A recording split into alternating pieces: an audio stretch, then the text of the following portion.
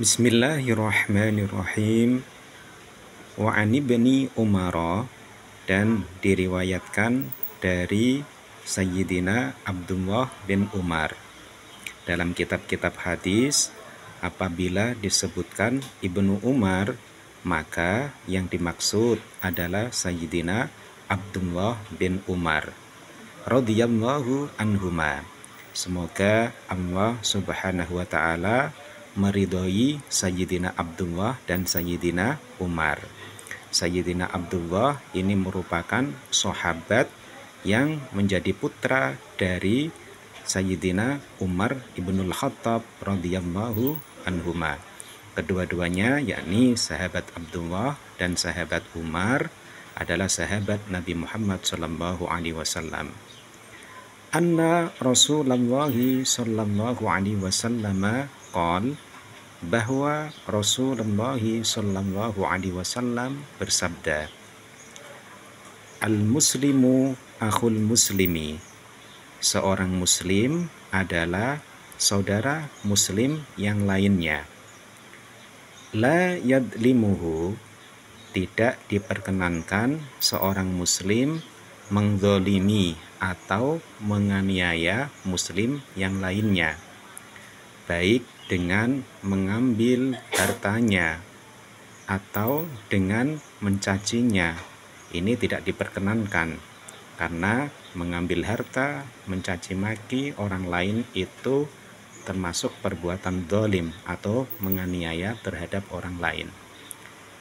Wala yuslimuhu, dan tidak diperkenankan bagi seorang muslim membiarkan muslim lainnya. Maksudnya apa? Tidak diperkenankan untuk membiarkan muslim lainnya. Para ulama pensyarah hadis atau ulama yang menjelaskan hadis ini menjelaskan bahwa maksud dari la yuslimuhu, tidak diperkenankan membiarkan muslim lainnya, adalah tidak diperkenankan seorang muslim membiarkan muslim lainnya ada pada genggaman musuh-musuhnya. Wala yuslimuhu, ini juga dapat diartikan bahwa seorang muslim tidak membiarkan muslim lainnya ada pada hal-hal yang tidak diridhoi oleh Allah Subhanahu wa taala. Ini pendapat yang kedua.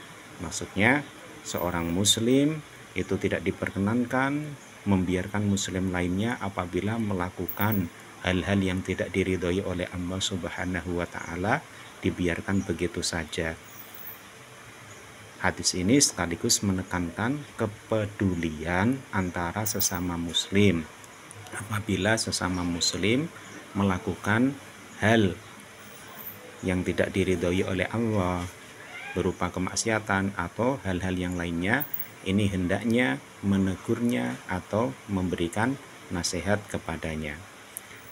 Mangkana fi hajati akhihi, barang siapa yang membantu hajat, membantu kebutuhan saudara sesama muslim, kanallahu fi hajatihi, maka Allah Subhanahu wa taala akan membantu hajat atau kebutuhan dari muslim yang membantu orang lain.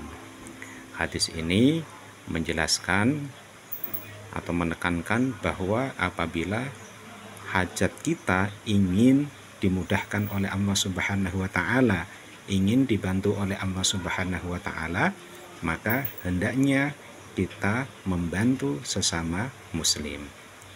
Wa man farroja an muslimin, dan barang siapa yang melapangkan seorang muslim kurbatan, suatu kesusahan, barang siapa yang melapangkan suatu kesusahan dari seorang muslim, farrojallahu anhu biha kurbatan, maka Allah Subhanahu wa taala akan melapangkannya suatu kesusahan min kurobi yaumil qiyamati, dari kesusahan-kesusahan besok pada hari kiamat.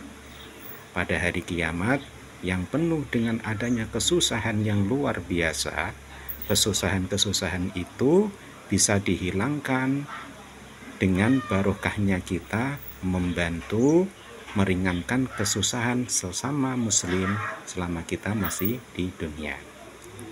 Waman satara musliman, dan barang siapa yang menutup aib sesama muslim, satarahullahu yaumal qiyamah, maka Allah subhanahu wa ta'ala akan menutup aib-aibnya besok pada hari kiamat. Muttafaqun alaih, hadis riwayat Imam Bukhari Muslim. Jadi dari hadis yang kita baca tadi, alhamdulillah ada beberapa poin penting yang dapat kita ambil. Di antaranya yang pertama adalah seorang muslim adalah saudara muslim yang lainnya. Kemudian poin yang kedua, larangan mengzalimi atau menganiaya sesama muslim. Larangan mengzalimi atau menganiaya orang lain, baik dengan melukai diri muslim lain atau mengambil hartanya atau dengan bentuk-bentuk penganiayaan yang lainnya. Kemudian poin yang ketiga adalah kepedulian terhadap sesama. Poin yang keempat yang dapat kita ambil dari hadis tersebut adalah pertolongan Allah subhanahu wa ta'ala akan datang kepada kita jika kita menolong sesama muslim. Kemudian poin yang selanjutnya yang dapat kita ambil dari hadis tersebut adalah kesusahan pada hari kiamat akan dihilangkan Allah subhanahu wa ta'ala jika kita membantu meringankan kesusahan sesama muslim di dunia. Kemudian poin yang dapat diambil dari hadis ini juga diantaranya adalah pentingnya menutup aib sesama muslim.